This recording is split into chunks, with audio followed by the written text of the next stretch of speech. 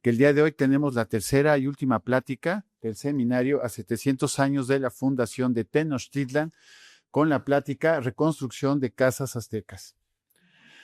Voy a presentar a nuestros distinguidísimos ponentes, el maestro Amador Romero Barrios, que es arquitecto por la Universidad Autónoma Metropolitana Xochimilco desde 1989, maestro en arquitectura por la Universidad Nacional Autónoma de México en el 2009 con mención honorífica.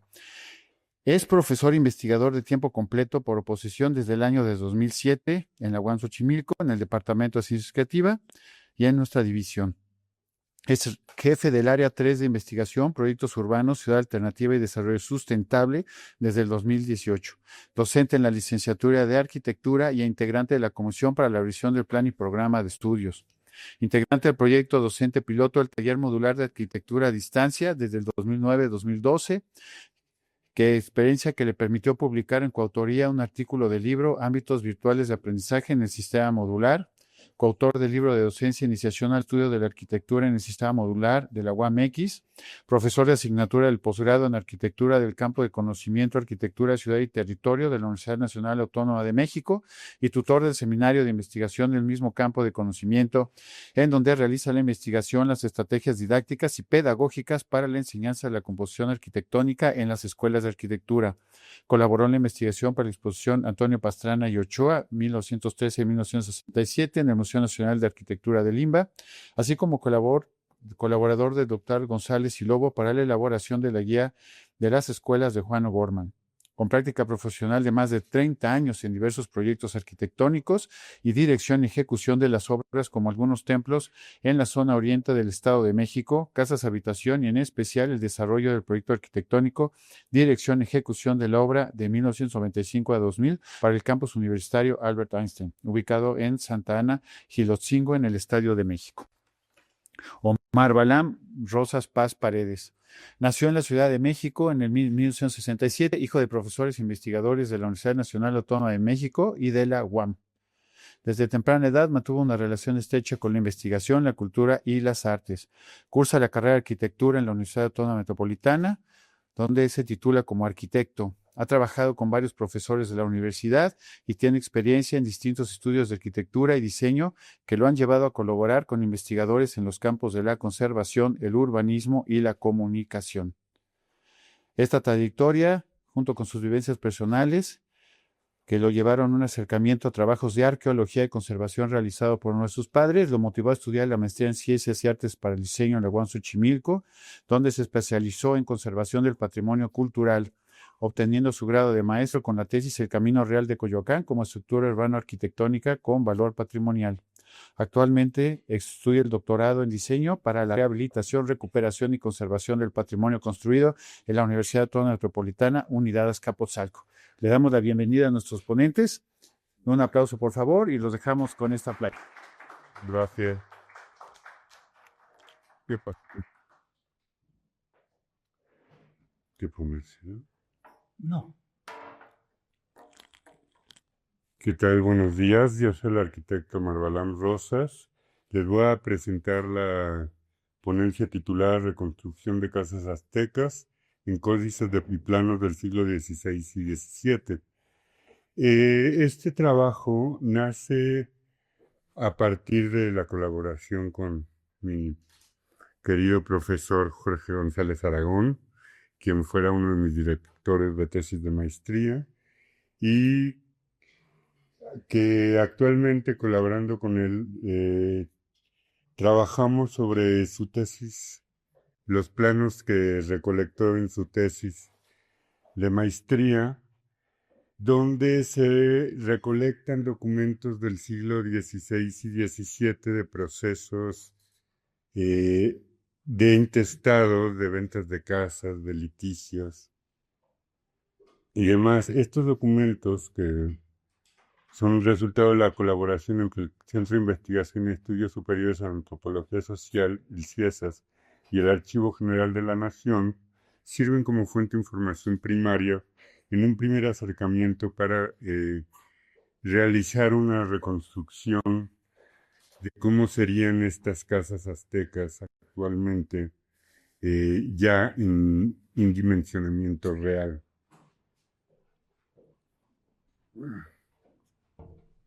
Con el fin de poder visualizar cómo eran estas casas, se propuso, platicando con Jorge, desarrollamos un método para hacer una reconstrucción tanto visual como simbólica de cómo serían estas casas de la época. eh, y en la actualidad, estos documentos en los cuales obtenemos la información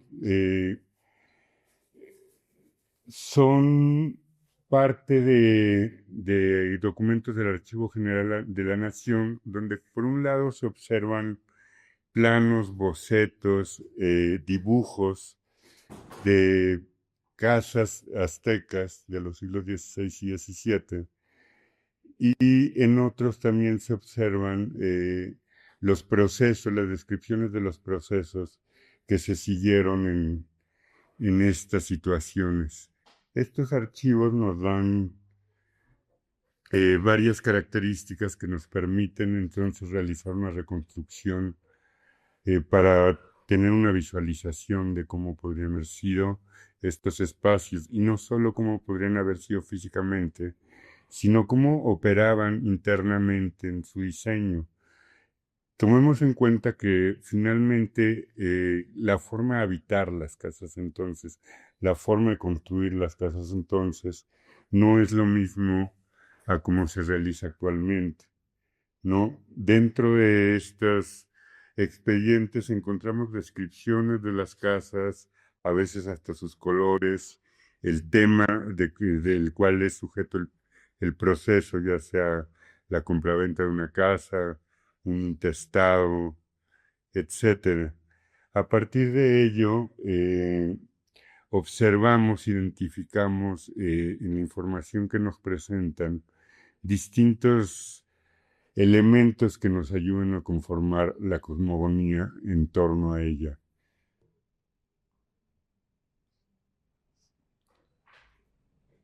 Para ello, planteamos un trazo y dimensionamiento y modelado de los planos indígenas. Los documentos hacen la recreación de las casas aztecas, donde observamos, por ejemplo, en este ejemplo, en la parte central se observa la venta de la casa, ¿no? El costo representado en pesos, no los pesos actuales, ¿no? Los pesos realmente de oro que se usaban en la venta de las casas. También observamos cómo están trazados los espacios, y en muchos de los planos vienen incluso las medidas u otros elementos de significación de los cuales echamos mano. Para ello, pongo este ejemplo, que es la casa de Miguel Aguani y Ana Mosel.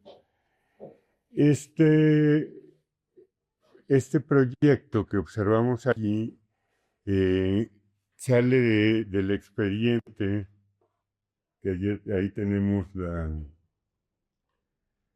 la cédula del expediente del Archivo General de la Nación, y observamos que se trata de la venta de una casa propiedad de Miguel, su hermana Ana, a su madrastra Juan y Francisco Coahuiquechi, y posteriormente el testamento de Francisco Hernández de su propiedad. Como características importantes del resumen de este expediente, nos describe que cuenta con 6 aposentos. Uno de ellos, el lugar para las imágenes, que lo encontramos en esta sección. No se ve acá. Y también vamos observando que nos describen la distribución de la casa según las habitaciones, ¿no? Dice que cuenta con 6 aposentos, un patio y una entrada. La anchura de las espaldas de la casa es de 6 brazas y 3 codos. Aquí podemos observar, tanto en sentido vertical como horizontal, las medidas en representaciones indígenas en glifos indígenas de estas medidas.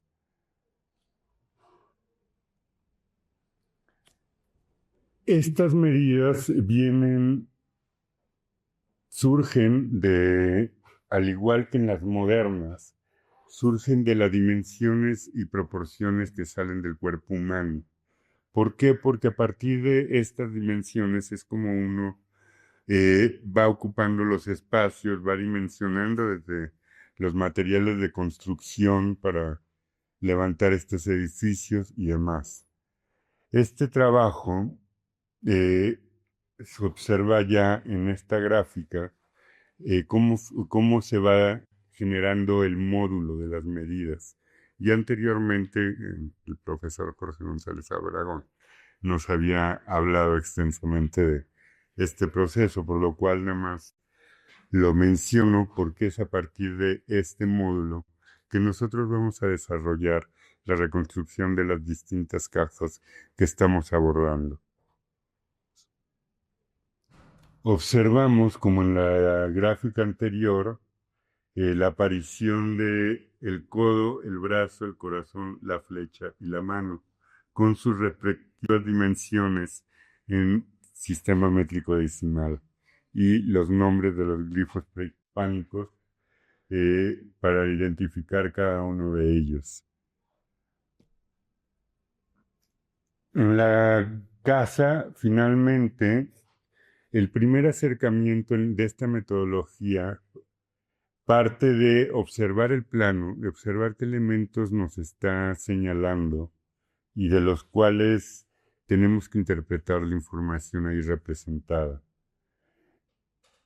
En un primer paso, lo que planteamos en esta metodología es, tanto en el eje vertical como en el eje horizontal, sacar las dimensiones generales del plano. Aquí ya nos representan las medidas en manos en el sentido vertical y en manos y flechas en el sentido horizontal. A partir de ello, si tomamos el documento como tal y lo escalamos en ambos sentidos, vamos a obtener finalmente la proporción y medida real de lo que sería el terreno. Es importante esto porque no siempre vienen del todo acotados los planos, entonces partir de este escalamiento nos permite, en el caso de no tener referencias internas o medidas de los espacios, irnos aproximando a las dimensiones reales representadas. Aquí ya observamos que en el sentido horizontal también hacemos el ajuste. A partir de estas dimensiones, lo que va a pasar es que nos va a generar una malla, digamos, modular, así como la cuadrícula diámetro 20 que podemos usar para escalar nuestros proyectos actuales. La lógica seguida en las culturas prehispánicas es bastante similar, ¿no? Uno no pensaba así como, híjole, voy a trazar 3 pies y un octavo, ¿no? Bueno, en las medias inglesas sí, ¿no? Pero generalmente las dimensiones se van cerrando a medidas cerradas, a módulos cerrados. De tal forma que en este primer ejercicio vamos a obtener las dimensiones ya a nivel escala, tanto en horizontal como en vertical, según la simbología de la escala prehispánica que se usa en la gráfica de estas representaciones de los planos. Observamos entonces que ya tenemos con este primer proceso las dimensiones y trazos de los módulos que van a constituir el desarrollo del proyecto que se está analizando. Evidentemente tenemos que observar y entender que estos bocetos pues finalmente no eran eh, trazados por un arquitecto, por un constructor de la época. Al ser tomados los documentos, de archivos de procesos donde se describen pleitos de intestados, testamentos y demás, el escribano dibujante no necesariamente le interesaba pues hacer una representación súper exacta de lo que podría ser un espacio, sino más bien eh, tratar de manera general el tema del litigio. Es por ello que al pensar nosotros en cómo se va a ir componiendo esto, hay dos maneras de aproximarse realmente ya a un diseño de plano con divisiones a escala de manera interna. Como les comentaba hace un momento, si nosotros pensamos en la lógica que seguimos como arquitectos, vamos a dimensionar espacios de acuerdo a módulos. En las representaciones, evidentemente, hay cosas que sí se observan que pueden ser resaltadas por el autor de estos documentos. Tales de ellos puede ser, como se señala en este plano, una intención de remetimiento o de desfase de los muros que componen el espacio y lo dividen. ¿Por qué? Porque esto puede obedecer a distintas circunstancias, como puede ser el sistema de construcción empleado y cómo van a trabajar las cargas y las presiones en los muros para mantener digamos, en pie el edificio en un terreno donde además, pues estamos pensando que es una de las colonias del centro histórico en el año 1550, 1560, donde las características del terreno pues van a ser unas condicionantes principales en el diseño de estos espacios, ¿no?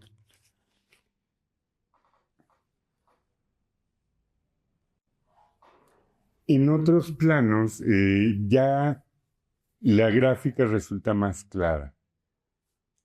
En este ejemplo que observamos, la representación de las medidas se refiere no a una dimensión general del edificio, sino también a medidas internas que lo dividen.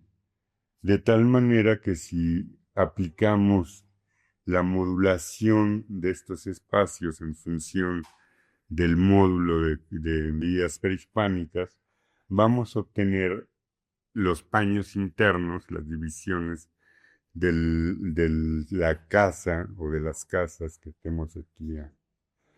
Aquí lo que va a resaltar es que el grosor de los muros va a depender del material con que se construyan las casas. Pueden ser desde sillares de piedra, de adobe, empalizadas con adobe, etcétera, ¿no? El mismo plano nos va a representar también distintos elementos que nos van a indicar este tipo de cambios de materiales. Aquí podemos observar, por ejemplo, los muros tienen dos trazos distintos. Uno con línea gruesa roja, que representa los muros de sillares de adobe de la construcción, y una línea perimetral punteada que representa las empalizadas o cercas que rodean el predio. Asimismo, vamos a observar también que el mismo plano nos va a ofrecer distintos elementos que nos van a dar las pautas de cómo son en realidad, cómo se construían esos espacios, cómo se planteaban los accesos, las techumbres, etc. Una vez teniendo este trazo en ambos sentidos, obtenido la malla, el siguiente paso es proyectar en ambos sentidos, en el caso del ejemplo mencionado, que no contamos con medidas internas, las proyecciones de los muros igualmente en sentido horizontal y vertical.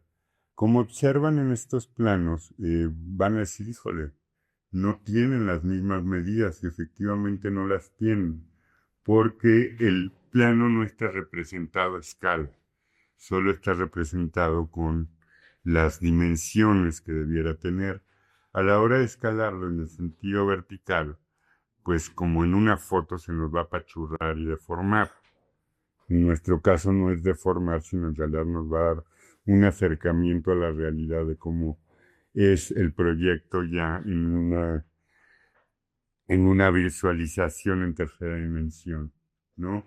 De la misma forma, en el sentido horizontal, tenemos este mismo escalamiento en el cual pues se nos enflaca, pero nos queda más largo. A partir de estos trazos en ambos sentidos, vamos a generar el plano arquitectónico. Dentro de este, evidentemente, tenemos que seguir con la experiencia que tenemos, con la lógica que empleamos como arquitectos, pero también con los conocimientos de estos expedientes y de los procesos de construcción, cómo pueden ya dimensionarse internamente. Aquí observamos en la proyección del plano en los ejes X y Y, cómo ya los muros que se encuentran trazados a proporción del plano van a corresponder casi en varios sentidos con los ejes planteados de las dimensiones del módulo azteca. Podemos observar entonces cómo, por ejemplo, esta división es casi coincidente tanto en un sentido como en el otro, ¿no? Hay pequeños desfases como podemos observar en el caso de esta habitación, en el cual se identifica un cuarto para imágenes, que el desfase ya es mínimo. De esta manera, lo que se intenta obtener es la dimensión lo más real posible. Tenemos que evidentemente tener también un poco de criterio a la hora de hacer esta interpretación, porque finalmente a partir de ese criterio y la experiencia que tengamos es que nos va a salir pues una casa lo más parecida posible a una real respecto a cómo podría estar representada en el documento, ¿no? Ya que tenemos ese trazo arquitectónico que es como básico para poder ya desarrollar el resto de los planos y mencionarlos, vamos entonces a observar también la información que nos presenta internamente, es decir, en este caso la representación de los pasos de las que pudieran ser puertas o ventanas. Observamos en esta casa que finalmente hacia afuera los muros están cerrados, es decir, no hay una apertura básicamente hacia el exterior. Se trata de mantener la privacidad y el control de la vivienda hacia el interior de la misma, ¿no? Las representaciones en planta nos van a ir indicando también distintas formas de simbología que nos presentan las composiciones que pudieran ser en alzado. Es decir, aquí podemos observar, por ejemplo, cómo se representa una puerta con jambas, tanto en planta como en alzado, un arco, etcétera, una escalinata y demás. También observamos que en los planos prehispánicos se representan también otro tipo de elementos que nos dan la referencia de qué eran, cómo se usaban, qué elementos constituían esta arquitectura y cómo se opera, ¿no? Si observamos el ejemplo aquí expresado, tenemos dos tipos de muro, como lo habíamos explicado anteriormente, uno con una línea punteada que nos representa cercas o empalizadas, otro con línea gruesa que nos representa los muros macizos, pero también hay otro tipo de elementos como pueden ser las chinampas, los embarcaderos, los accesos.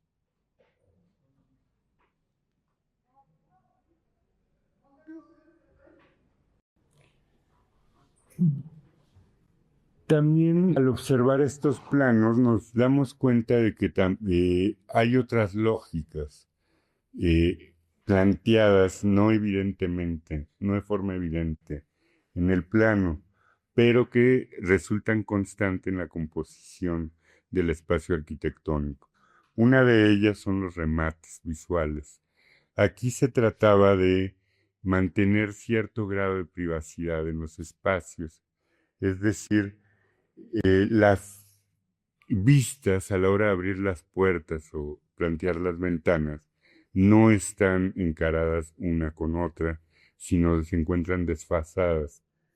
De esta manera mantenemos distintos grados de intimidad en relación de la operación interna de la casa con las actividades que se realizan fuera de ella.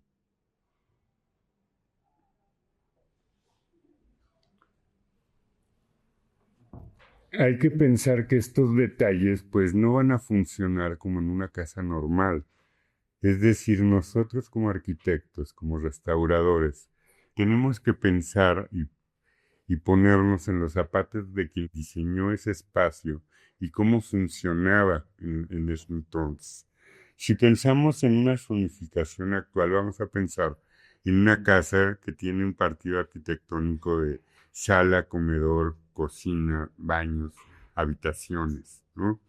Sin embargo, lo interesante de estas casas al hacer el estudio de estos documentos es que finalmente los espacios se usan para muchas otras cosas. Es decir, lo que conocemos nosotros como cuartos redondos son habitaciones que tienen distintos usos a lo largo del día. A partir de ello, pues es imposible pensar en un baño, ni siquiera existían dentro de estas casas, ¿no? O pensar, no sé, en un área de sala o de habitación específicamente, pues los cuartos en estas casas cambian los usos en el día según las actividades que se realizan.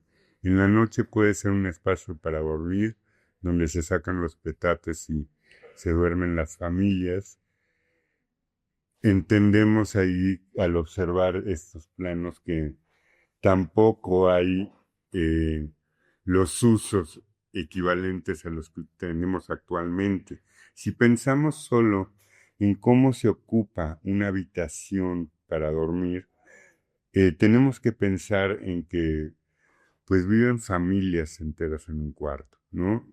La misma composición de la familia no es la familia nuclear para la cual se diseña ahora, sino que en esos espacios pues podían dormir varias parejas, varias familias, ¿no? Primos, hermanos, abuelos, hijos.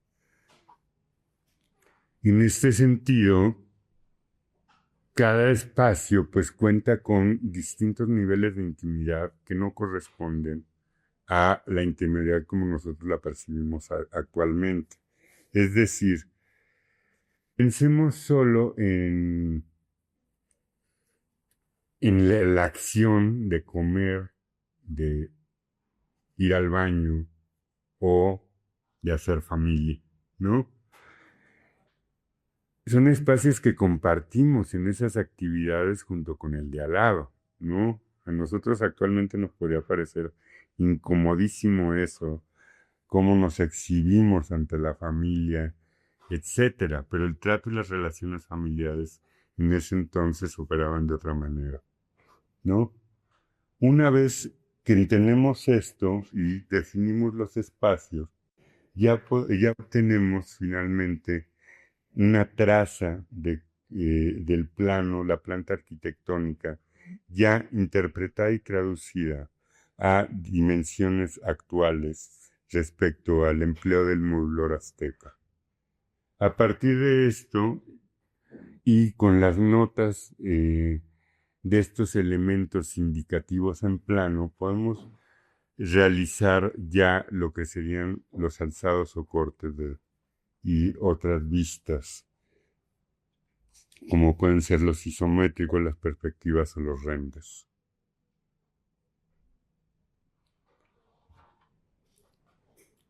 Para la elaboración de los cortes se toman los planos de referencia, se realizan los alzados y se leen en la planta la representación de muros, ventanas o puertas que se proyectan finalmente de cierta manera en los alzados. Podemos observar en este ejemplo que tenemos un pórtico con jambas y dintel en el diseño de las fachadas. No son vanos únicamente perforaciones en la pared, sino que tienen estos elementos que las componen, tanto material como constructivamente hablando, ¿no? Finalmente, ya con esto hemos logrado entonces obtener una forma de visualización de cómo sería la casa entonces en una visión moderna, antropométrica y simbólicamente hablando, ¿no? Para ello, entendemos entonces que el estudio de los planos, no solamente el estudio de los planos, sino de los documentos, nos permiten hacer una reconstrucción parcial de la vida que gira en torno a cada uno de estos espacios. No solo a un nivel funcional, sino de uso y simbólico también.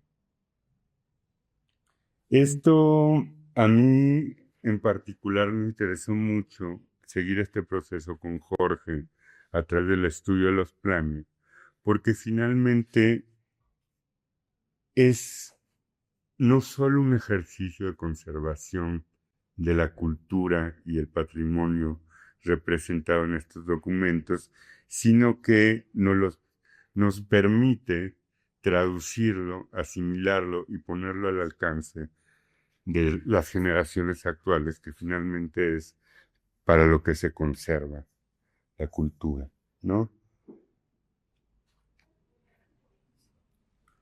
Siguiendo este mismo método, aquí ya hicimos el ejercicio, como lo acabo de explicar con esta casa, de distintos documentos. En total se abordaron 36 casas, más o menos. 33, de las cuales ahorita llevamos 15 ya recreadas, reconstruidas, restauradas simbólicamente hablando, que pasan a formar parte de la memoria colectiva que estamos compartiendo con ustedes, ¿no? Funciona entonces este ejercicio en la aplicación de la reconstrucción de estas casas. Aquí les comparto las primeras 3 casas que abordamos, que son parte de la exposición presentada aquí afuera, en los documentos originales. Se observa el documento original que viene hasta con rastros de color y formas de representación de distintos elementos. Observamos, para empezar, en estas huellas los caminos o los ejes por donde circulaba la gente y a partir de los cuales accedieron a las casas, ¿no? Observamos también las medidas muy exhaustivas en este plano. Nos facilitó mucho las cosas a la hora de hacer la reconstrucción, y distintos elementos diferenciadores como pueden ser las líneas que representan los canales de las chinampas o los distintos tipos de muros que componen y limitan el espacio y lo contienen. quise poner aquí un ejemplo, en este caso particular, de la información que también uno encuentra en las descripciones de los expedientes. En un resumen que realizamos, encontramos que la casa pertenece a doña María de Don Diego y don Pedro Dionisio, que son vecinos de San Pablo Teacatitlán, y tienen una casa que según la descripción está hacia donde sale el sol con las siguientes medidas. Es decir, cuando hablamos de hacia donde sale el sol, aquí la lógica azteca es orientar las casas, no nortearlas como hacemos actualmente, ¿no? Entonces, ahí ya vamos a obtener distintos elementos que nos van a ir describiendo desde hacia dónde están orientadas, cómo se dividen, etcétera, ¿no? También observamos el costo de la propiedad, las medidas que describen en los documentos no siempre coinciden con las medidas representadas en los planos, hay veces que le cambio, pero a partir de ello obtenemos, vean cómo es de diferente el diseño original, las proporciones en el documento, que ya en un trazo real, ¿no? Le hacemos el levantamiento y finalmente obtenemos las vistas y cómo podrían haber operado entonces. Siguiente ejemplo, observamos esos mismos elementos descritos anteriormente en el plano. En este plano pues no hay muchas medidas exhaustivas, pero son las suficientes para permitirnos la recreación del plano, poder realizar los alzados y finalmente tener una vista de cómo son. Y por último, un tercer ejemplo, la selección de estos planos es por las diferencias que presentan. Hay planos que tienen una constante representación más o menos similar. Quisimos poner aquí planos que se representan de manera muy distinta para que observemos cómo en la aplicación del método pues finalmente se mantiene la constante y se puede hacer la reconstrucción, ¿no? Otro plano bastante exhaustivamente acotado a nivel perimetral, con escasa información al interior, pero finalmente nos ha permitido también darnos una idea de cómo era en alzado y en isométrico. Muchas gracias. Espero por esa ya una idea del trabajo que venimos realizando aquí en el departamento, y le doy la palabra a mi queridísimo amigo. Gracias. Vamos a continuar. La presentación de Amador Romero Barrios es un acercamiento a cómo se urbaniza, a cómo se contempla el paso de las chinampas de cultivo agrícola a esta urbanización que se da ya con la construcción de casas para vivienda, de espacios de patios, en fin, y de calles también que van adquiriendo una notoriedad muy especial. Uno podría decir, es un asentamiento irregular. Pues no precisamente, porque hay que tomar en consideración que fue hecho sobre chinampas agrícolas. Y estas chinampas agrícolas tienen un diseño que permite que las aguas corran hacia los cauces principales y que se eviten las inundaciones en una zona con una condición hidráulica bastante potente. Entonces, bueno, es el trabajo que va a presentar ahora Amador Romero Barrios. Bien. Pues aquí, de alguna manera, es seguirle apuntando al trabajo de investigación, porque las investigaciones no terminan. Para la exposición había que presentar un avance, y en estas temáticas pues son trabajos continuos que van despertando una serie de pistas y uno se propone dar seguimiento. Entonces por ahí va el día de hoy, ¿no? Creo que no me responde.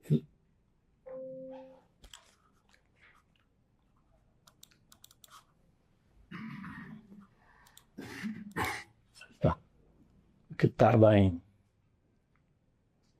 pasar la diapositiva?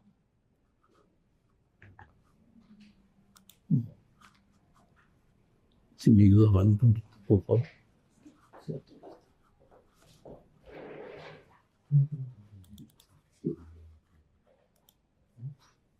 Ese.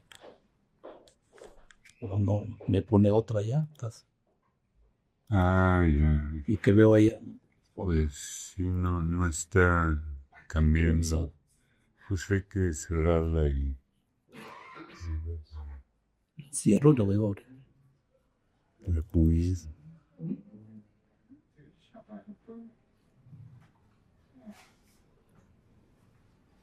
Y ya digo aquí.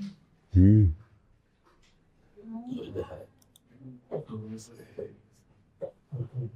No es que no corresponde. Lo que veo allá. Hay que cerrar.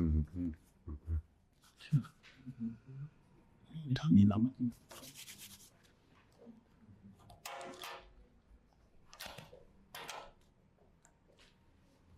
No está desincronizado. No da los cambios. Ni para Sí, ahí se quedó congelada. mira, la está pregunta. congelada, esa no es. Está ahí. Si la cierro.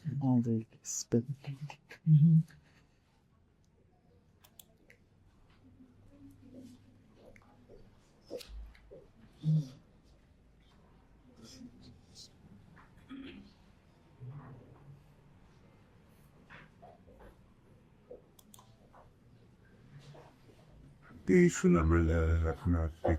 Sí, Va a estar a con mi amiga.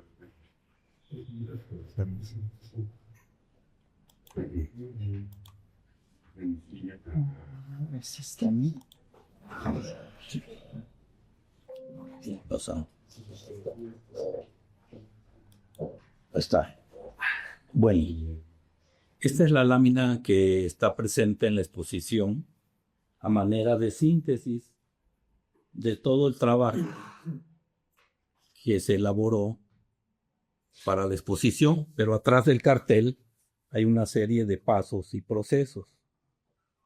Este tipo de investigación pues vamos explorando con aproximaciones sucesivas y anotando nuestros pequeños hallazgos. No, está fuera del tiempo. Sí.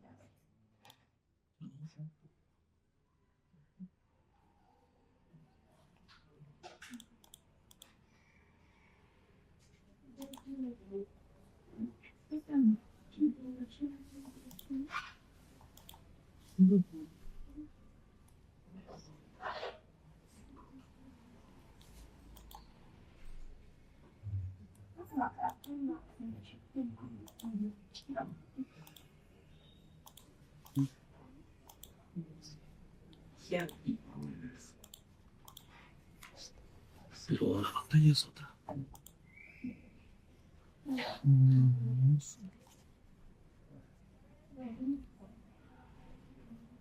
¿Cómo decías eso? No.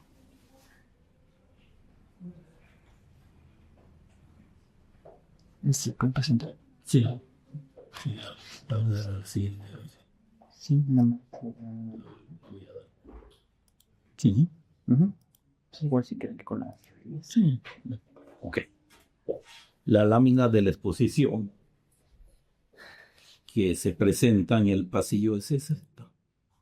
Y aquí, en este plano, están ubicados los barrios de población y asentamientos indígenas.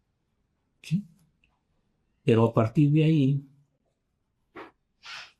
nos propusimos ir un poco más allá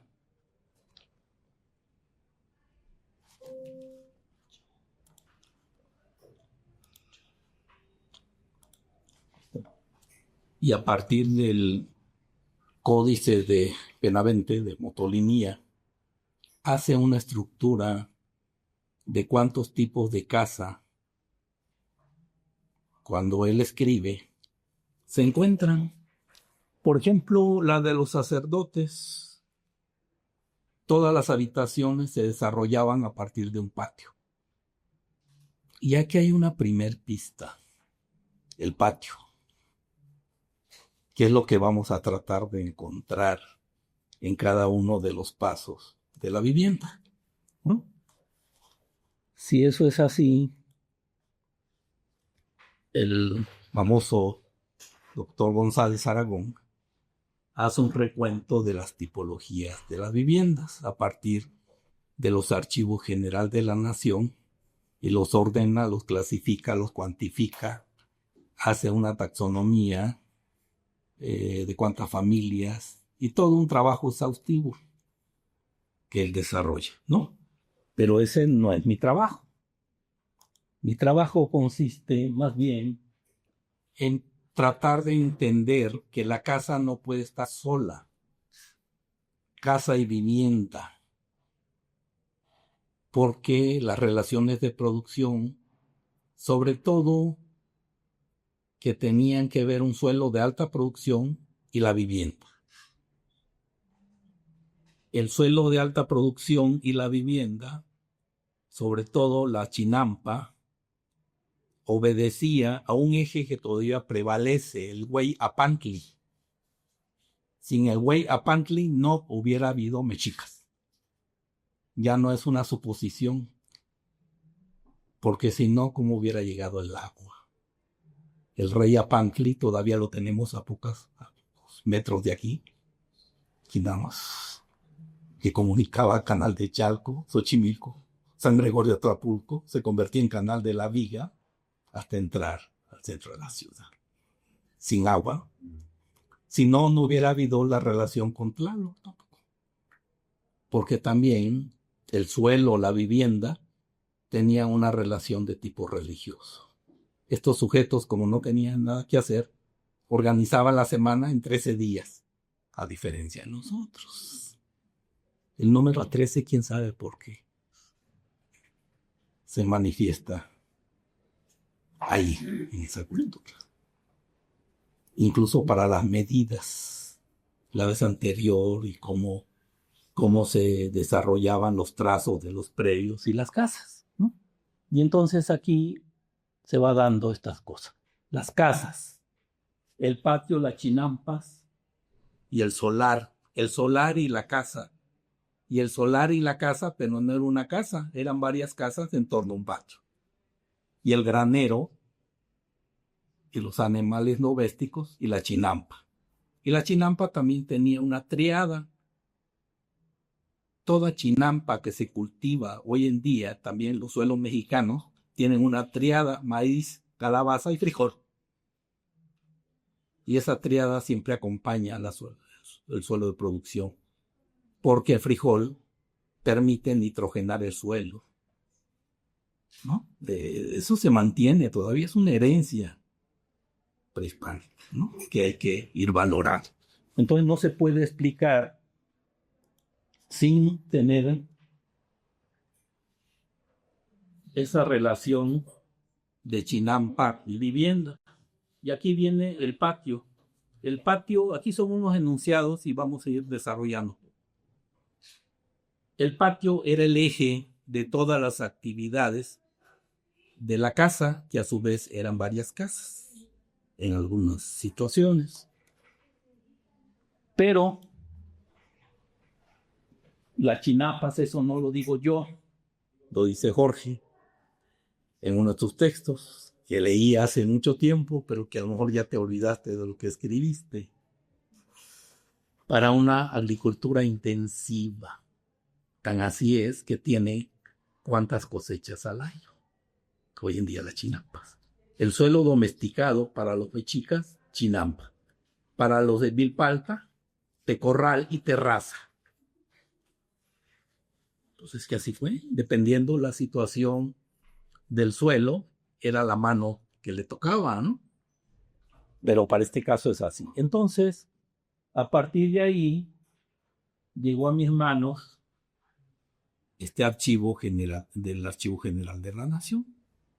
La casa del indio Juan Cuautli, así lo dice, ¿no? Así lo dice, ¿no? En el documento del Archivo General de la Nación. Y entonces, pues como no hay nada que hacer, hay que dibujarle el suelo de producción y su forma. Y a partir de ahí, analizar cada una de las actividades, encimarle en un layer y configurar los muros. Los muros no todos eran del mismo material, había de piedra, de tapiales, había de bajareque. El bajareque, algunos dicen que de otate, el otate no había aquí. Pero sí había huejote y había tule. Y el tule todavía se sigue usando para las esterías y además el tule para el medio ambiente purifica el agua. También eso lo sabían estos señores. Y el tule, pues todavía, aquí en Cuemanco están algunos tulares. Claro que están pequeños, pero crecen bastante, ¿no? Y entonces, entender la casa y entender el espacio abierto, donde es el centro, el eje de la composición, y en torno a él se dan todas las actividades, para dormir, para platicar. ¿Qué hago? ¿Cierro?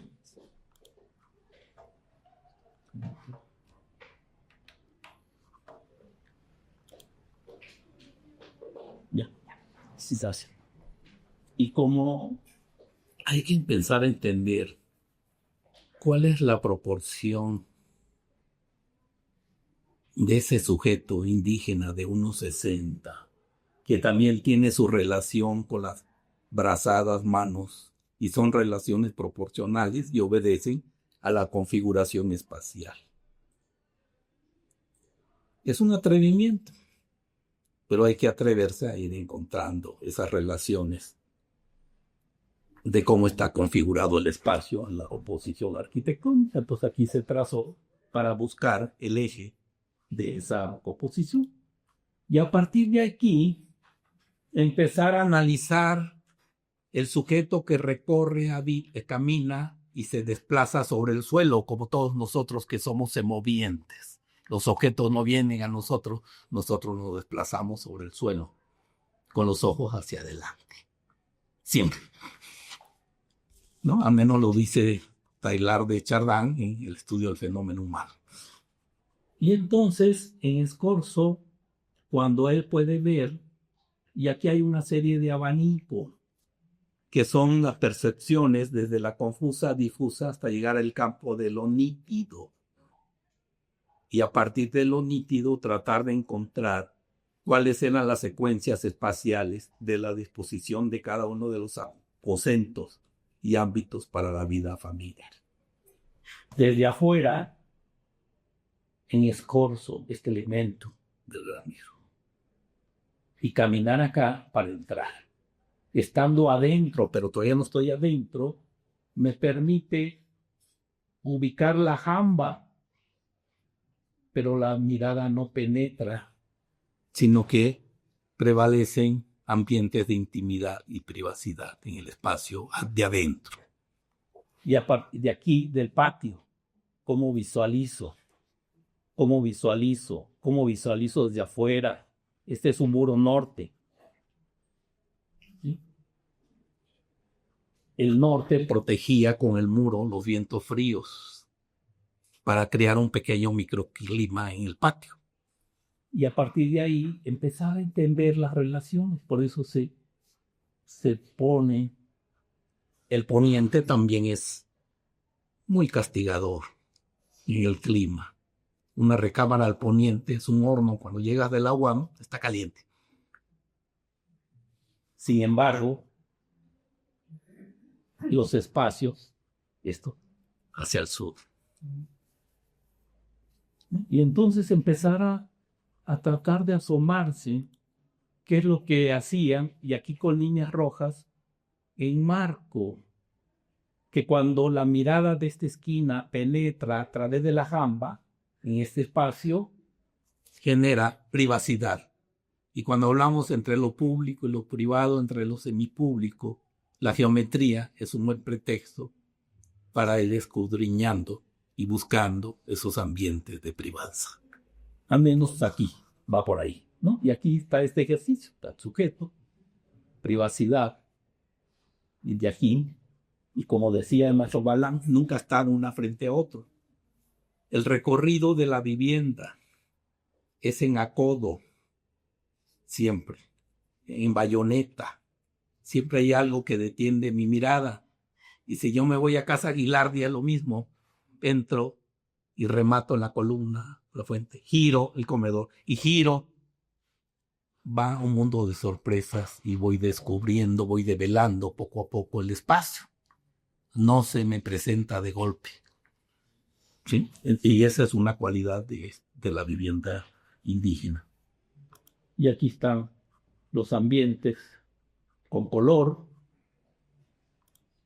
Y aquí está la configuración espacial de la vivienda.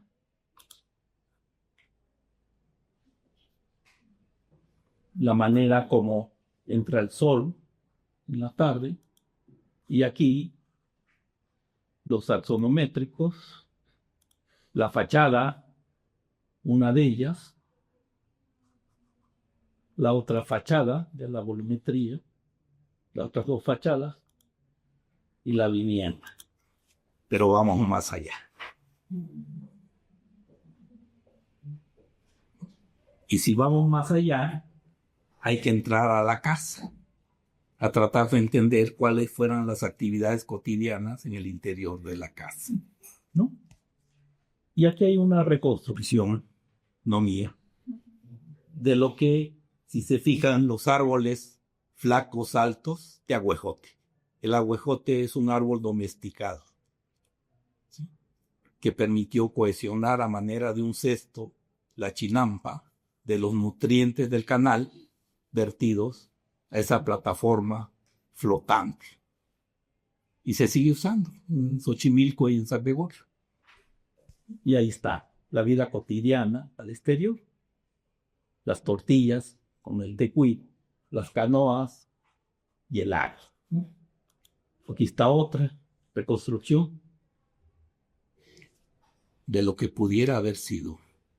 Porque son esbozos, no hay fotografía, no son interpretaciones como el plano de Maguey y otras, ¿no?, que se dibujaron. Y ahí está. Pero ahora vamos, el tipo de casas, como decía,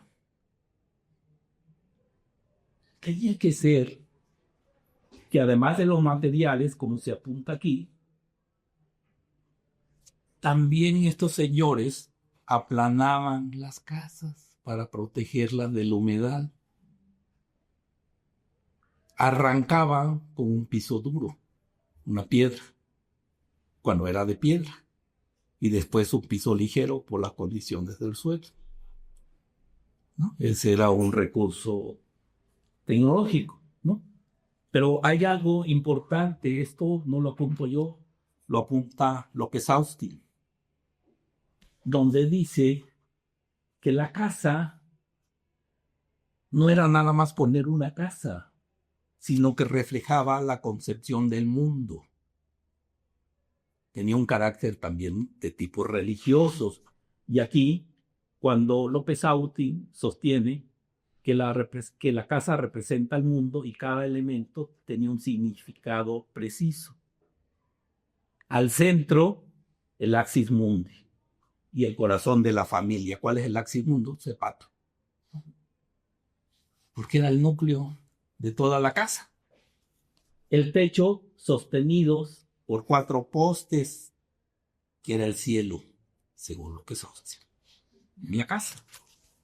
Y afuera de la casa se encontraban las trojes o los graneros para almacenar el maíz, también que había sido cosechado, sembrado ritualmente, ¿no? Entonces eso no podía despegarse, y además las milpas con sus 4 esquinas se presentaban la proyección del mundo, y el temazcal además era otro componente, la purificación de los que habitaban. Y ahí vamos.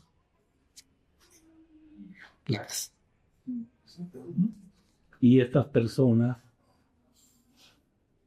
este objeto pues todavía sigue siendo, es una aportación de tripié, molcajete, el metate, tripié, porque si fuera 4 se cae, 3 es mejor que 4, ¿sí saben ustedes en las estructuras? Porque siempre hay uno que se opone a esa fuerza. Y entonces el metate, ni este objeto se cae nunca. Y entonces ahí está. Y aquí viene algo que encontré, el petate, como un recurso de mobiliario, aparte de algunas sillas. Ya había sillas, también de madera, de varas y todo lo que sostenía. Y entonces el petate se hacía también de tapete, pero en algunas ocasiones lo utilizaban de falso plafón o de techo para lograr frescura para el habitante. Esas no estaban en el día de la exposición, sino que vas abriendo un cachito de tiempo y te vas buscando y buscando. Y aquí viene la silla. Y la silla la tenían cuando llegaba un visitante con cierta estructura de jerarquía para ofrecerle el asiento al interior de la casa, ¿no? Y le llamaban el ali, ¿no? Y aquí estaba con su respaldo, a veces de piel, ¿no? Pero también había un banco que le llamaban perro de madera, un banquito más informal.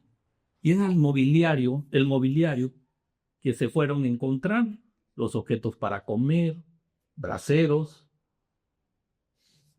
y un pequeño mueble para guardar objetos, como un pequeño cofre de los objetos valiosos de la familia. Y aquí está.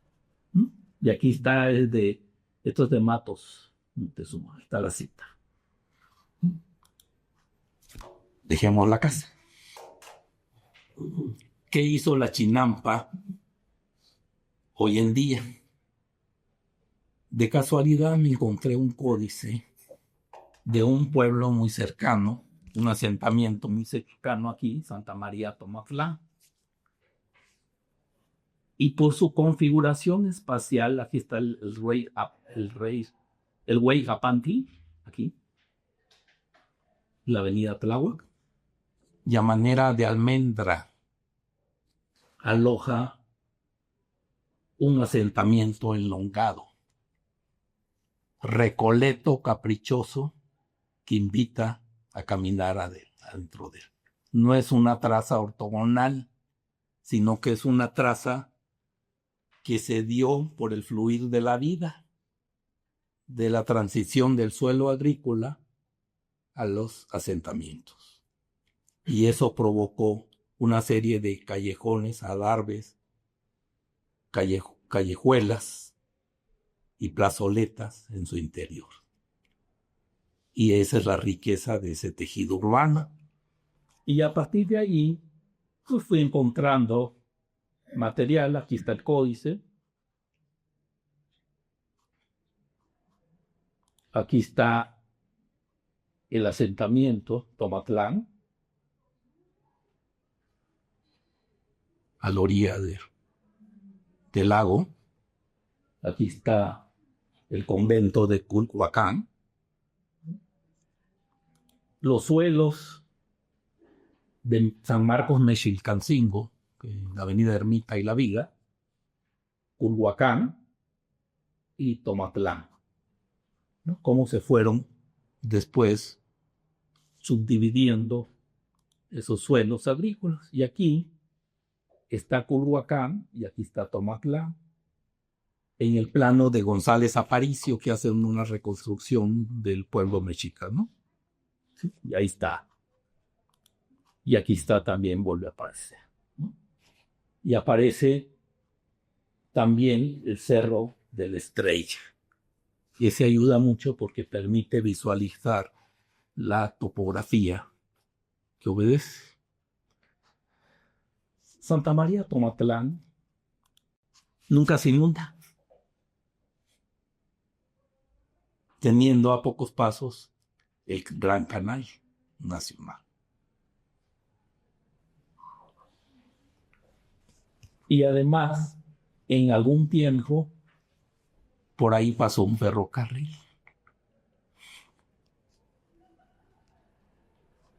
Y ahí está. Pero no termina ahí.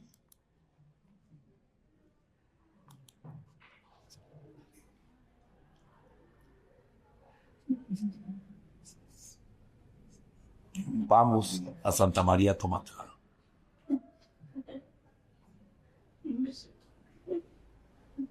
Si ustedes se dan cuenta, aquí está esos callejones, cómo se ensanchan, forman adarves, cómo abocinan el espacio público, cómo ese quebranto termina en una serie de plazoletitas que van dando riqueza al espacio público urbano. Y a partir de ahí podemos traer a este señor y meterlos aquí.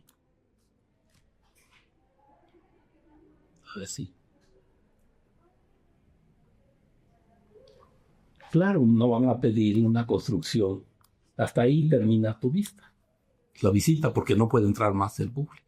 Pero adentro hay jardineras, balcones, todo un mundo de lo habitable no difundido, en espera de ser investigado y ser buscado, que permite crear esas. Aquí ya no puede pasar.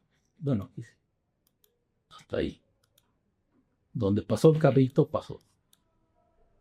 Y vean ese tipo de estructura que se da de manera espontánea, ¿no? Lo hacen las personas como pueden. Esta encrucijada que hace ese gesto y después sigue continuando, ¿sí? Entonces, ese es el propósito, como la Chinampa, con el paso del tiempo, no quedó en Chinampa, sino que hizo ciudad, la ciudad del siglo XXI hoy en día, pero en su origen fue un suelo de cultivo. Y en el interior de la casa se refleja también la estructura de la casa prehispánica. Si voy a San Gregorio de Atlapulco, la casa de la señora Lidia, que trabajaba aquí en la UAM, tiene su primo doctor con su casita, 2 o 3 familias, y ahora que fue el festival del Día de Muertos, ¿dónde creen que se hicieron los tamales? En el patio. ¿Y dónde creen que y dónde se reunió la familia? En el patio. Entonces el patio es un componente importante, fundamental, es el eje de la cohesión social de las familias que todavía prevalece. Y eso es lo que yo me atreví a ir buscando. Le voy a parar hasta ahí porque no es mi tema, yo ando en otros asuntos. Yo pasaba por ahí, Jorgito me dijo, vente aquí, hacemos interpretación de códices. ¿Qué vas a ver de códices? El que sabe es él, ¿no? Uno no se asoma. Pero es un tema que para mí se me hace fundamental, no para mí, sino para los estudiantes, de tratar de encontrar posibles respuestas a partir de una investigación de tipo exploratorio, progresivo, regresivo, dialógica. ¿Sí? Que permite ir haciendo apuntes de tus hallazgos y ir tratando de dar posibles respuestas. A lo mejor te equivocas, pero son apuntes. Y ese es el propósito de la charla para con ustedes el día de hoy. Yo espero que breve, pero pues no haya sido aburrida, sino que espero. Gracias.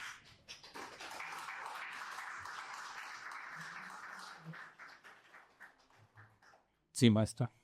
Doctora. Yo quiero decir que usted, maestro, siempre reconoce las aportaciones de los otros, pero déjeme decirle honestamente que usted es el maestro también en este tema. Entonces, pues muchas felicidades, porque por aquí escuché que la manera que te aproximas inspira a los ojos y la verdad es sí.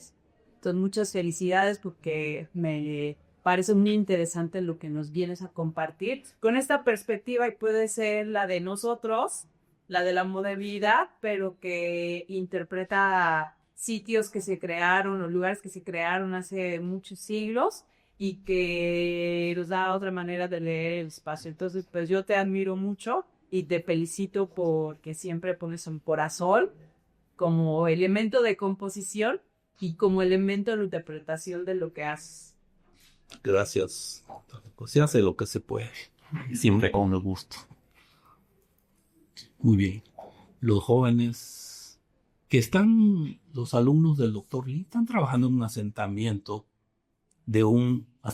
ribereño que tiene una serie de elementos compositivos importantes. ¿Cómo puedo extrapolar? No sé, los chicos. Sí. Bueno, justamente platicando sobre ese tema, estamos abordando lo que es un barrio indígena, justamente en Derulo a la CUDO. Las directorías de lo que es con la propuesta que tengo en mente. Bueno, ya me queda claro que sí, justo una parte importante de lo que es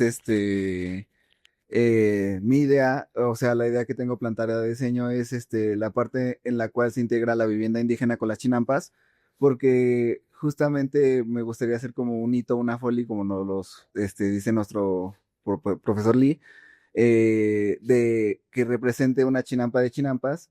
Y bueno, ahorita me queda claro que no solamente es una chinampa de chinampas, sino que las chinampas también unían a las familias en ese momento, ¿no? O sea, todo su hábitat, su sociedad giraba en torno a pequeños mundos, los cuales eran pues las familias y cada casa, ¿no? O sea, cada casa que conformaba una familia, que a lo mejor ahorita podemos verlo yo he estado en muchas casas en las cuales o sea, es una casa cerrada, pero son muchos departamentos y cada departamento a lo mejor es de un hijo, un primo, un sobrino, o sea, creo que se aproxima mucho a lo que ahorita nos estuvo platicando. Y pues nada, me parece algo, pues darle las gracias, ¿no? Por esta información que nos brinda, por acercarnos los estudios que ha hecho de pues esta forma, porque pues sí, justamente lo noté interactivo, lo noté yendo al punto, al grano de cómo, pues la descripción física de las viviendas y lo que se hacía en ellas, ¿no? Entonces ya viendo esto, pues ya relacionándolo con lo que estamos haciendo con el profesor Lee, yo creo que esta plática ha sido la más importante a la que hemos venido tomando en cuenta lo que estamos haciendo ahorita en el trimestre, pues. Y pues nada más era eso, reconocer su trabajo y pues muchas gracias por todo, ¿no?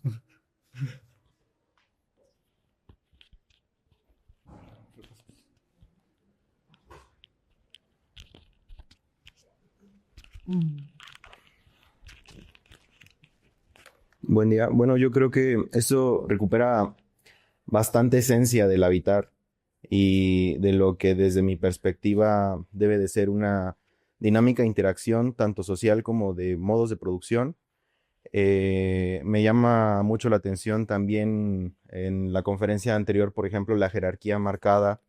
Esto pues a mí me dice que había leímos por ahí algo acerca de la geometría sagrada y hablaba acerca de la mitopoiesis, de cómo este discurso místico puede configurar toda una sociedad.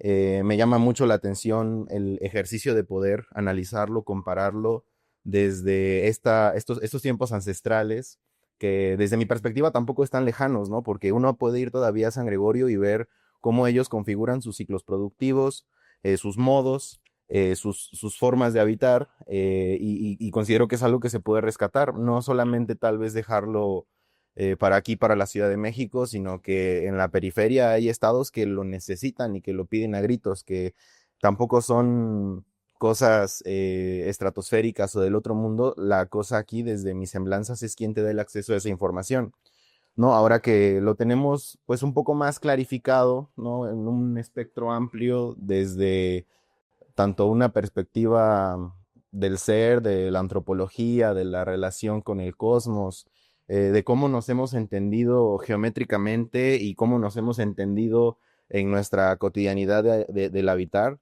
pues me parece un refuerzo impresionante y algo que se tiene que volver a aplicar, ¿no? Ya en colectivo.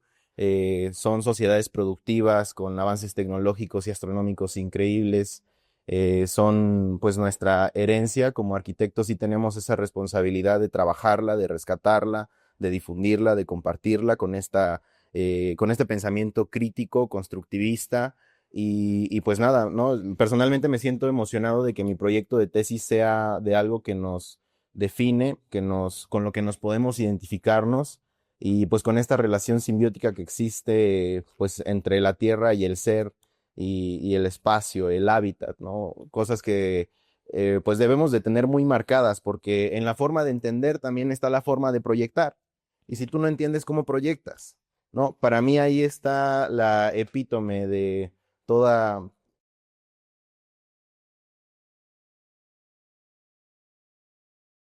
de todos los participantes, porque pues es sensacional. Hay que seguir profundizando en estos temas, porque en esta misma línea tónica también está profundizar en nosotros mismos y lo que Xochimilco debe significar.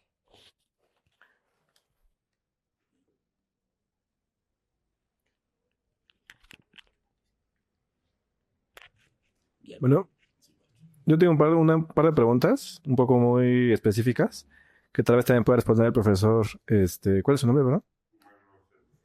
Que surgieron del análisis justamente de ya constructivo, o bueno, la reconstrucción más bien de la vivienda.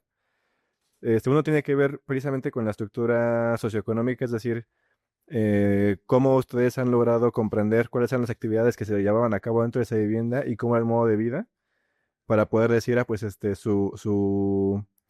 digamos, esta composición arquitectónica pues tenía tal función, o sea, cada espacio tenía tal función, tal función, tal función.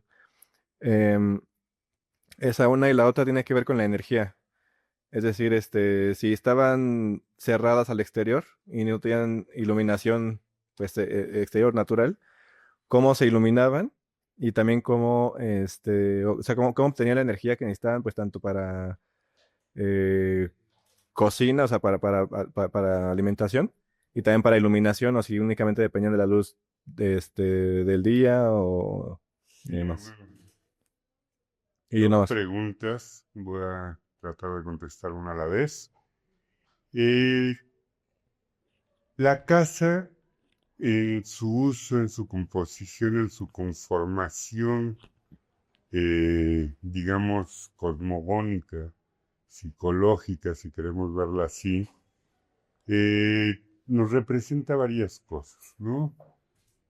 Presentando este trabajo a un amigo que de repente pasó por aquí y nos preguntó qué estábamos haciendo, un profesor de psicología argentino que vino aquí a la UAM a dar unas conferencias respecto a psicología, comentaba al respecto. La casa proyecta nuestro pasado, nuestros deseos y nuestros anhelos en el futuro, o hacia dónde nos estamos proyectando, ¿no? En este sentido, hay una serie de elementos simbólicos que constituyen a nosotros como personas, en nuestros afectos, en nuestras actividades laborales, en nuestra vida diaria, que se reflejan en ese espacio, ¿no? Y en este sentido es importante pues entender que, y un poco respondiendo a tu segunda pregunta, estamos echándonos un clavado a un mundo desconocido que no opera con las mismas reglas con las que observamos actualmente un proyecto, ¿no? Cuando tú me preguntas por qué, cómo funciona la iluminación natural para los espacios, piensa que los espacios se usaban de día, ¿no? De noche era dormir, ¿no? Es una actividad que nosotros estemos metiendo energías para mantener iluminación fuera de los horarios, digamos, naturales de la vida, pues entran ahí ya otro tipo de aculturaciones, ¿no? Hay cuestiones que sí podemos observar de este tipo de transiciones, como entre, por ejemplo, la vida prehispánica antes de la colonia y la vida, ¿no? Todo lo que valga la redundancia, prehispánica. Este mismo psicólogo nos decía que era un error decir prehispánico, que se dice indígena o colonial, porque finalmente el prehispánico marca como el año cero la conquista, ¿no? Y esto pues existía desde 200 años antes en el caso de la Ciudad de México y cientos de años antes en otras culturas. Entonces, cuando tú observas, por ejemplo, no sé, una de las casas que me pareció muy interesante, eh, que está la casa, bueno, conformada por varios cuartos, una casa multifamiliar, tiene una accesoria alada, un cuartito, que de repente aparece el nombre, la casa de agua. La casa de agua, estamos en un lago, ¿no? ¿Me explico? Y es ahí donde se vende el agua. Es una idea absolutamente colonial, ¿no? O sea, el agua era un derecho natural, como el aire, que no se toma en cuenta antes de, ¿no? El llegar a comercializar el agua en un lago y dedicar además una construcción para eso es como poner una fábrica de hielos en Alaska, ¿no? Si lo visualizas modernamente, pues hay algo que no te encaja, ¿no? Entonces, estamos observando dentro de estas riquezas, de estos hallazgos que nos da, pues al hacer el ejercicio de investigación con estos elementos que pudieran ser hasta patrimoniales, ¿no? Cómo se llegó a, mediante el cambio de sistema económico y administrativo del México indígena al México colonial, con un cambio ideológico, donde van a aparecer entonces este tipo de actividades, ¿no? Como mencionábamos, los espacios, ¿no? Se usan para dormir, se usan para comer, se usan para tener intimidad, etcétera, ¿no? Ya nos presentaba el doctor varias imágenes de cómo podían ser las recreaciones de esos espacios. ¿Para qué necesitas ventanas en un espacio donde quieres mantener oscuro y privado cuando las actividades que requieren luz se hacen en el exterior, ¿no? Y pensemos en las pirámides. Las pirámides no es una arquitectura interior, ¿no? Es una arquitectura que se vive plenamente en el exterior, es decir, usamos el envolvente del edificio. El interior es en casos muy particulares, como tumbas, algunos templos, algunos espacios ya administrativos de gente noble, ¿no? Pero en general es otro tipo de museo. Ok, muchas gracias.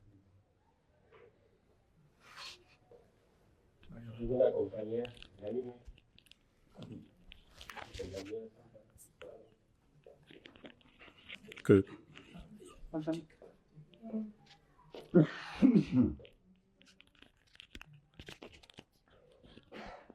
Bueno, yo tengo una pregunta más sencilla, la verdad, y es de a partir de dónde sacan las alturas para estas casas, porque veía que tenían sus alzados, sus cortes y bueno, también los vanos de las puertas. Entonces, ¿en qué se basa? Las proporciones indígenas, sí, quiera responder a su pregunta. Es que dependiendo de los materiales, por ejemplo, la que presenta el maestro Balán, hay hasta una escalera interior, porque la azotea también se le daba uso para secar maíz o otros objetos, ¿no? Entonces también la tipología no es única. Hay de techos de palma, hay cubiertas planas, cubiertas inclinadas, incluso en el plano de Motolinía hace un listado de cuántos tipos de viviendas hay y cuáles son sus expresiones al exterior. Entonces los materiales disponibles eran los que permitían, y además el recurso económico, porque no todos... Claro.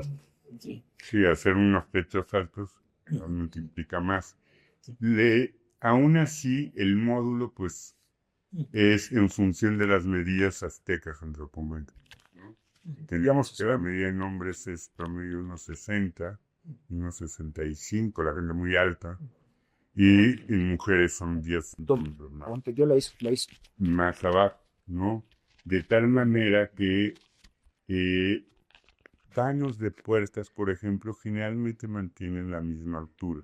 Al interior, como menciona el maestro, pues puede haber distintos usos. En la casa que representamos con la escalera, pues una de las ideas al respecto es o que tiene un uso de la quinta fachada, o que al interior se le hizo como una especie de ático, así como cuando subes la cama para tener un escritorio debajo, pues aquí subían un poco el techo para almacenar granos o otros elementos de uso, como pues los espacios eran de esos múltiples, ¿no? Ponías los petates para dormir, los levantabas, sacabas las sillas, armabas la comida, ponías las mesas de trabajo, se realizaban las actividades económicas, ¿no? Incluso a nivel barrio se dividían, ¿no? Productores de flores, de herrería, de cerámica, etc. Pero básicamente responde también a módulos antropométricos, en específico de escalas aztecas, ¿no? Y sería una invitación que tú hiciste a que los estudiantes pues exploren. Claro. Si entonces encuentras las relaciones a partir de los materiales, estás ensanchando el conocimiento acerca de esta temática, que eso es lo que tenemos que hacer en las universidades, construir y el cimiento.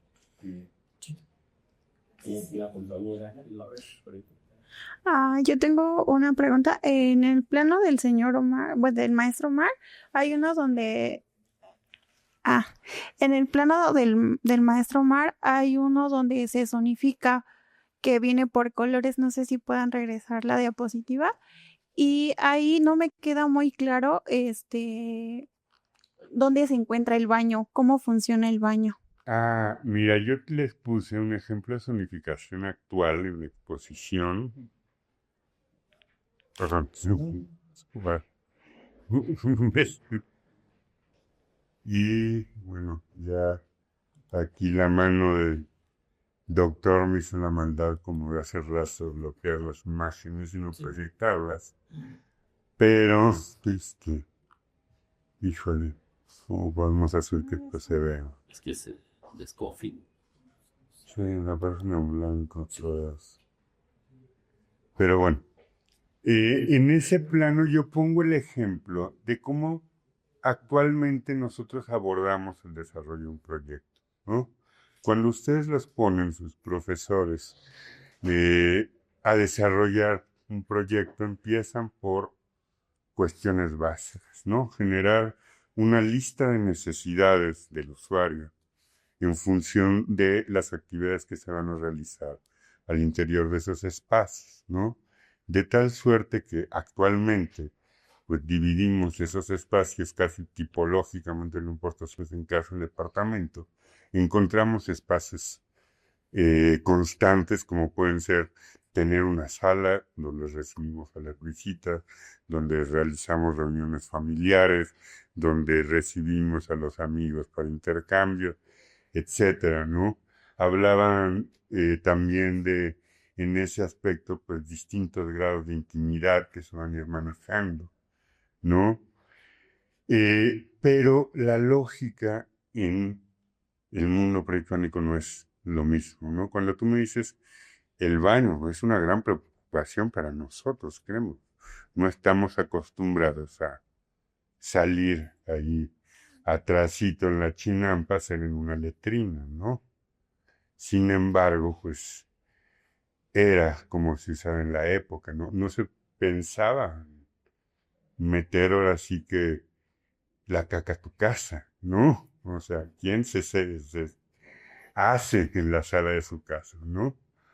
Entonces, pues esas son actividades que se dan al exterior de la vivienda, no al interior de ella, ¿no?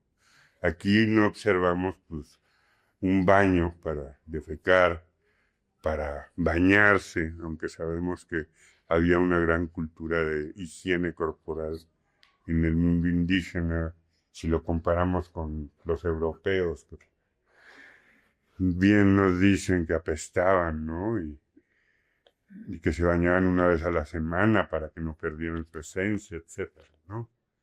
Entonces, pues no va a funcionar de la misma manera ese acuerdo social para diseñar. Es importante, pues, como ejercicio, que se pongan en los zapatos de un indígena de la época, ¿no? Si nosotros pensamos en la arquitectura vernácula que todavía subsiste hoy en día en barrios antiguos, como mencionan el de Xochimilco, todavía en muchas de las cosas, esta cuestión de zonificar con un baño interno, créanme que vivimos en una burbuja de irrealidad en la cual nos contamos esta historia de civilización avanzada, en la cual pues ya tenemos estos menesteres funcionales en la casa. Pero o sea, no te digo que te vayas 100 años atrás, solo que te vayas 40 kilómetros afuera de la ciudad y vas a encontrar casas que se siguen haciendo actualmente, como se hacían desde épocas indígenas, ¿no? El baño ahí por allá atrás, casi en el campito, para que de ahí pues jabones, no sé, esta tipología que nos explica el doctor de cómo se componen los espacios en torno a un patio, etcétera, ¿no? Y se sigue haciendo así actualmente, o sea, si te vas, no sé, a Chiapas, a Oaxaca, a lugares todavía con más retraso social, pues das en estos pueblos mágicos ahora catalogados un brinco al pasado, ¿no? A mí me tocó ir a casas indígenas por el trabajo de mis papás, donde, como decían, ¿no? Te recibían en el patio, te veían de una forma, pues, más allá de ellos, entonces te sacaban la sillita, hasta te ponían una mesa para que comieras, ¿no? Te podían dar hasta cubiertos, ¿no? Nosotros pues, nos han enseñado que allá donde fueres, haz lo que vieres. Y es como, no, o sea, yo, igual que ustedes, como con tortillas sentado en un petate, ¿no? No soy ¿cómo le llaman? El cashlán, ¿no? El que tiene el bastón de mando ahora con nuestros queridos gobernantes, que son el tlatoán, ¿no? Que pues estamos retomando estos elementos identitarios del México antiguo, ¿no? No sé si eso aclara un poco más el panorama para poder tener una visión de lo que comentas. Sí, nada más ¿tú crees? No. Justo ya se había comentado que hay esta cosmovisión a la cual nos tendremos que acercar en los términos, ¿no?, de usos, costumbres, tradiciones, que se proyectan desde el pasado hasta el presente, que se vuelven eso, hábitos, costumbres, y que de pronto podrían recuperar, tal como lo plantea el maestro Amador, de que hagamos un ensayo dialógico, progresivo y regresivo a la vez, ¿no? Entonces, ¿eso qué quiere decir? Que desde el presente podemos ir hacia el pasado para deducir esto que tú acabas de explicar, ¿no? Muy bien, en términos del uso del baño, pero también de la cocina, porque no es que haya una cocina dentro de la casa, ¿no?, sino que es en el patio propiamente dicho, donde se come en vida en común. Por eso hasta hablaron de los tamales hace un rato, ¿no? ¿Dónde se iban a comer los tamales? Pues precisamente en el patio, ¿no? Entonces, esa vida en común, esa es parte que es lo que hace distinto en términos de tradiciones o de costumbres que no caben en las casas de uso contemporáneo, y más desde la lógica del urbano, ¿no? Porque justo tú mismo mencionabas, es que pueden hasta utilizar los techos, ¿no?, pensando en que son losas planas o ¿no? Pero también mencionabas tú, Omar, que hay el uso de lo que podían ser los tapancos, ¿no? Y esos tapancos era para alojar granos, ¿no?, de lo que o la cosecha. Y efectivamente, por lo que hemos alcanzado a ver de Xochimilco, es que el uso intensivo de las chinampas, en un momento, como áreas de cultivo, tenía incluso algo que le llamaban los chames, ¿sí?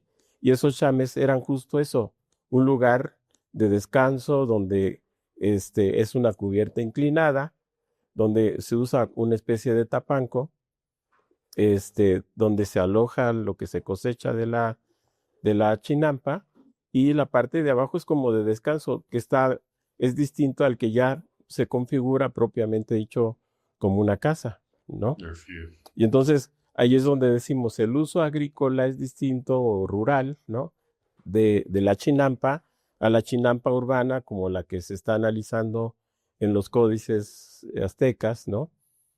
Porque estamos hablando de la vivienda en la Ciudad de México, Tenochtitlan, que como también aquí analizaron muy bien, ¿sí?, pues está la vivienda y el uso intensivo de la chinampa asociado a la vivienda, pero era en ese sentido, pues producción de autoconsumo, porque hasta los mismos aztecas traían de Xochimilco el consumo masivo de otros productos que seguramente en la chinampa urbana, digámoslo así, no se podría dar, ¿no? Entonces, en esa lógica, por eso hasta está el mercado de Tlatelolco, ¿no? Porque ya ni siquiera es los productos de consumo agrícola, sino incluso a nivel de Mesoamérica vender productos de cualquier cantidad de cosas que en aquel entonces llegaban, Y ahí ¿no? sí, la verdad es que ahí funciona el extremo opuesto, ¿no? Pensamos en el indito cargando su costalito. En Teotihuacán hay registros de embajadas mayas en Teotihuacán que desde ahí, desde Chiapas, desde Sudamérica, traían productos a vender en estos grandes mercados, una de las herencias culturales que tenemos, para, como dice el profesor Lee, cubrir con estas necesidades de consumo masivo, ¿no? Efectivamente, uno puede analizar como hasta las dimensiones de las chinampas para ver si producían algún tipo de excedente, que generalmente en el centro de la ciudad pues eran más pequeñas de las que podemos encontrar en Xochimilco, en Tláhuac, en otros lados, y menos numerosas, evidentemente, ¿no? Sabemos que empleaban, por ejemplo, los canales, como el Canal Nacional que llegaba hasta el centro, para llevar desde Xochimilco la producción de flores, la producción de alimentos.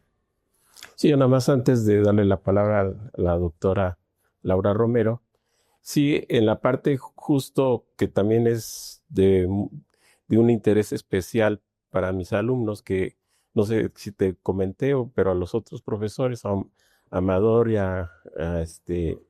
a Jorge González Aragón, les decía que estamos haciendo un ejercicio en licenciatura de hacer un barrio indígena.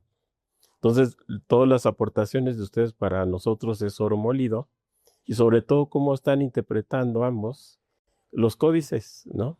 Porque a la pregunta de cuál es la altura de los muros, de las puertas o de posibles ventanas o incluso hasta de las cubiertas, porque el ejemplo que nos trae ahora el maestro Amador es que hay una tipología de cubiertas tan amplias que depende justo de las funciones que tienen que cumplir o de la región en donde se ubican, ¿no? Y por eso decimos, bueno, pues sí puede haber hasta el equivalente a una losa plana en aquel entonces, ¿no? Pero eso era más de la lógica del urbano que de lo rural. Acá queremos hacer una vivienda indígena de Xochimilco. Entonces, ¿cómo aprender de la ciudad azteca hacia Xochimilco cuando mucho de la ciudad azteca, hipótesis, también se retoma de Xochimilco? Sobre todo yo digo hasta las chinampas, ¿no? Las chinampas mismas seguramente se ensayaron primero en Xochimilco y luego para hacer crecer la isla se llevaron esa forma de producción, pero al mismo tiempo de ensanchamiento, de ir ganándole tierra al agua o islas flotantes, dice Amador, ¿no? Pero que eso hace que de pronto esa retroalimentación cultural hace que sí podamos aprender de los modelos de casas aztecas, ¿no? Porque mucho de eso también seguramente ocurría en Xochimilco. Lo que hay que hacer es verificar en ese ensayo retroprogresivo, ¿sí? Diría Salvador Paniker, estaríamos intentando un análisis que desde el presente vamos hacia el pasado y desde el pasado regresamos al presente, pero con vistas a futuro, porque acá no es simplemente diseñar para el presente, sino para el futuro. ¿Y cómo? Siguiendo ese ensayo regresivo y progresivo que nos propone el maestro Amador, es justo de la nada recuperar un barrio indígena que seguramente va a ser, nosotros decimos, una especie como de un museo de arquitectura viva, pero que hace arqueología. O sea, tenemos que hacer un estudio antropológico y arqueológico minucioso, pero con el rigor que ustedes lo hacen, decir, sobre todo, como tú lo planteabas, de que te estabas interpretando el códice a partir de las medidas antropométricas propuestas dentro del propio códice, pero que había que ajustar, pero que de pronto de esas mismas formas posibles de uso, como lo planteó el maestro Amador, pues dices que no puede ser más allá de un petate o un tapete o una silla como lo refuerzas tú, pero al mismo tiempo un banco, pero un molcajete, o sea, son herramientas de producción, pero también de consumo o de vida interna, en donde tenemos que irnos hacia el pasado, tratar de vivir.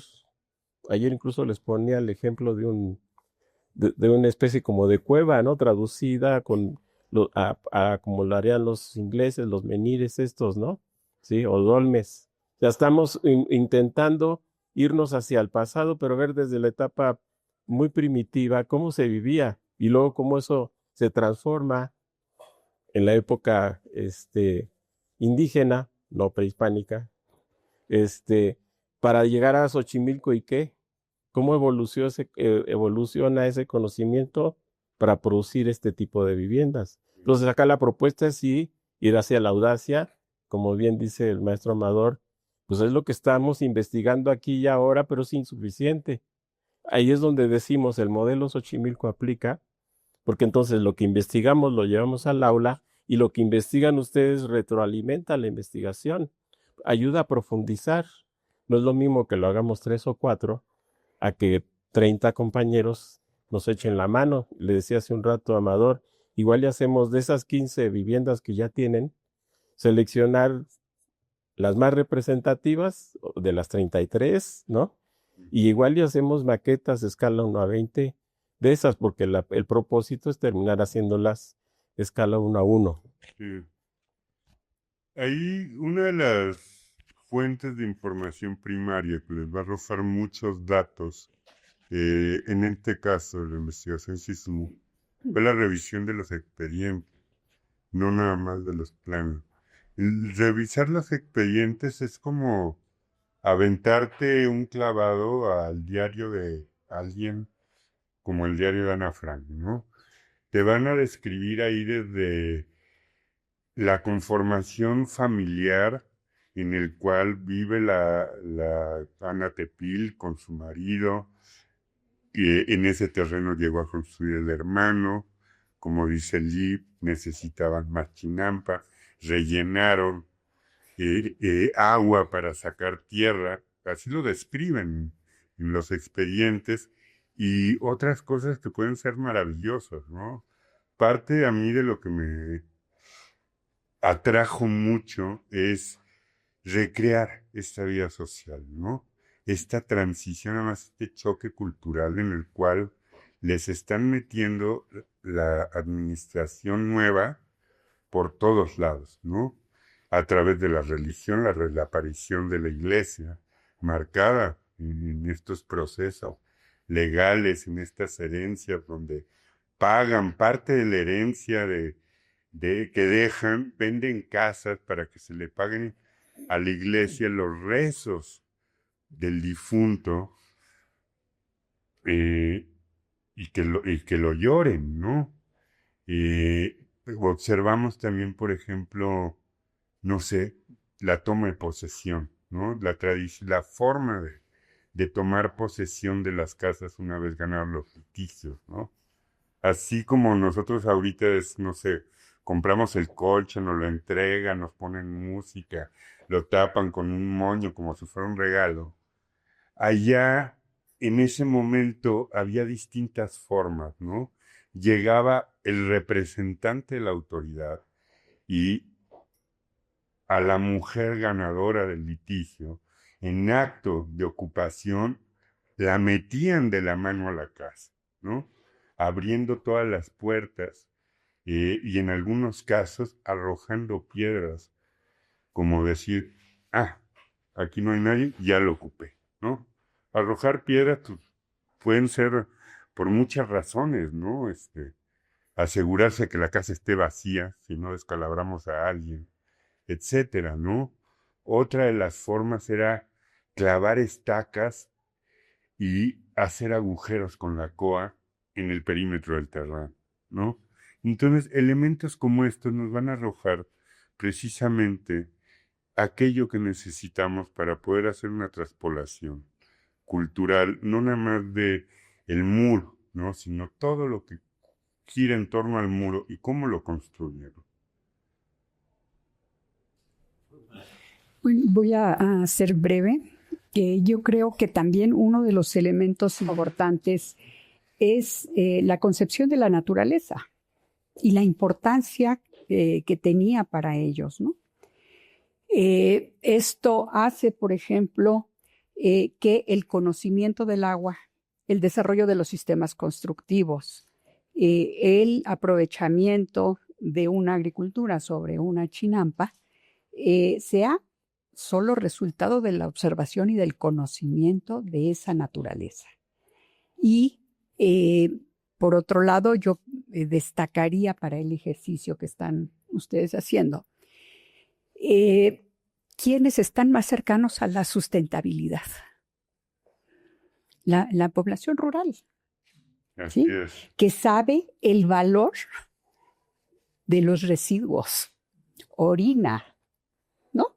Por ejemplo, se recupera para la agricultura, la hace más fértil. Igual van a defecar al campo y eso enriquece la tierra. Uh-huh. Hacen también un trabajo que tiene, digamos, importancia colectiva. Y esos elementos son los que en esencia nuclean a la población, le dan sentido a una cultura de cómo habitar un espacio, ¿no? Vimos en la sesión anterior precisamente la diferencia de las chinampas urbanas y las chinampas agrícolas. Cómo Esto incluso más adelante va a ser una estrategia que utilizan los españoles para hacer su territorio más grande, consolidarlo, ¿no? A través de asentamientos temporales de indígenas, con chinampas, con urbanización, y después, bueno, pues nosotros vamos a ocupar esa zona, ¿no? Ya consolidada. Los españoles, por supuesto, lo pensaban así. Entonces, precisamente yo creo que este conocimiento de la naturaleza y esta relación que se ha conservado en el medio rural es lo que va a hacer que ellos perduren más que los que habitamos las ciudades. Pues gracias, era todo. Yo quisiera comentar lo siguiente, sobre todo que ha habido inquietud de los estudiantes y de los profesores. Quienes tenemos la oportunidad de mitigar el cambio climático, incluso está por celebrarse en Brasil, ¿no? El CO19, en una comunidad que no es la capital de Brasil, donde se va a hacer la sede. Y ahí se van a abordar problemas hoy en día del cambio climático. ¿A qué voy con esto? En la universidad hay una preocupación por tener un compromiso con el medio ambiente y la sustentabilidad en una propuesta, esperemos un futuro no lejano, del nuevo plan y programa. Y otro de los ejes es la sustentabilidad. Pero si nosotros empezamos a partir de esos ejes a vislumbrar la Ciudad de México como un gran ecosistema que puede recuperar pequeños microclimas y ecobarrios, podríamos empezar el abordaje desde nuestras universidades con esos compromisos hacia el medio ambiente, que yo creo que es una tarea de la universidad. Yo quisiera cerrar en esa parte y que creo que es importante poner a mesa a raíz de participación en la exposición, en la ponencia sobre el medio ambiente y tú qué hacer que tú realizas, que también publique esa preocupación. Entonces yo creo que por ahí sería una de las tareas que puede. Pero a ver, imagínense, imaginar no cuesta nada. Lo decía Tomás Moro cuando concebía la ciudad de Media Luna, donde habitaban 5.440 habitantes. Él proponía que la jornada laboral era de 6 horas, para que el tiempo restante pudiera leer, dormir, platicar, o lo que quisiera hacer con su tiempo. Pero cuando había que trabajar, todos tenían que sumarse en el campo. Pero quien gobernaba era el más anciano. En una estructura utópica, se vale empezar a plantearse posibles temas utópicos y empezar a trabajar para su realización, o cuando menos, esbozar propuestas. Yo lo dejaría ahí. Gracias.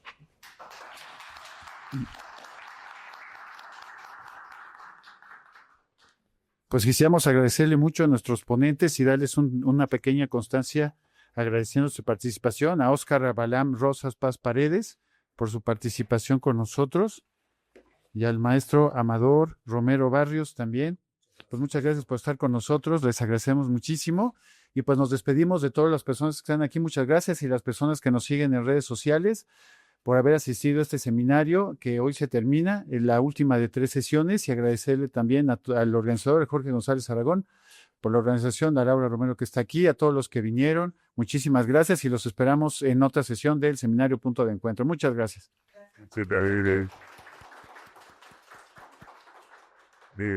Muchísimas gracias.